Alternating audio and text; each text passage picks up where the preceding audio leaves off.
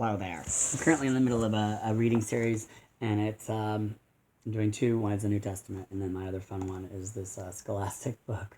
Well, I want to go home, that I'm just cold reading. And for those of you following along, we have made it through chapter 4, and we are on chapter 5 called Land Ho. Let's see how far we want to go. We're just going to commit to going through page 47, starting on 45. Because you can get intense. Okay. It was 3 o'clock when Rudy and Mike tiptoed out of the emergency tent, which had been hastily erected for the former occupants. That's fine. For the former occupants of the now uninhabitable cabin 13. 2 hours sleep, moaned Mike as they made their way to the dock. The two boys had been up until 1, digging in the rubble for their belongings and setting up the emergency tent to shelter themselves for the night. Why can't we escape when we've had some rest? There'll never be a better time than this, Rudy insisted. The clones are all so exhausted that they wouldn't wake up if we fired a cannon in the compound. His eyes scanned the boats bobbing at the dock. Here's a nice little sailboat. There's a fairly good breeze. He nodded, satisfied. We should be on the mainland in no time. It's too dark, mumbled Mike, struggling into his life jacket. It's only dark, said Rudy, because you haven't opened your eyes yet. Snap out of it. It's going to take 2 of us to get this thing across the water. He buckled himself up into his own life jacket. I'm tired. Life jacket's on correctly, snapped Rudy crisply. Yep. Emergency oars. Yep. Bailing bucket. Hey. We even got a bailing bucket. How about that?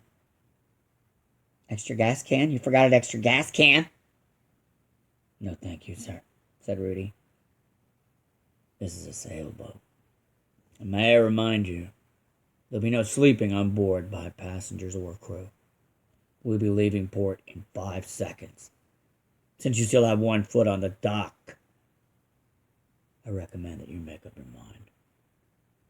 Mike jumped aboard and looked oddly at his companion.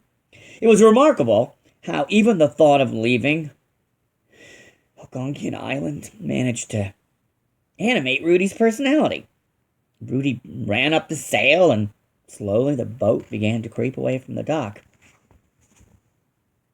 Ahoy there, Webster. Look alive. I'll have you swabbing the deck. You have to do that, grumbled Mike. Yes, I have to do that, explained Rudy. You're falling asleep. Take a new port starboard heading. Man the poop deck, trim the mains. Fast swab. I can't go port and starboard at the same time, growled Mike. We have no poop deck. And that's not just the mainsail, it's our only sail. You do refuse to enter into the spirit of the thing, don't you? Said Rudy with mock dejection. We're moving along really well, I think. He shaded his eyes in his best seafaring manner. There she blows. There what blows? Asked Mike, annoyed. He sat up suddenly, eyes wide, and pointed to the limp sail. Nothing blows. Nothing. Rudy, we've lost the wind. What are we going to do? We're only 1/3 of the way across. Doesn't matter, said Rudy confidently. We got a long time until Reveille.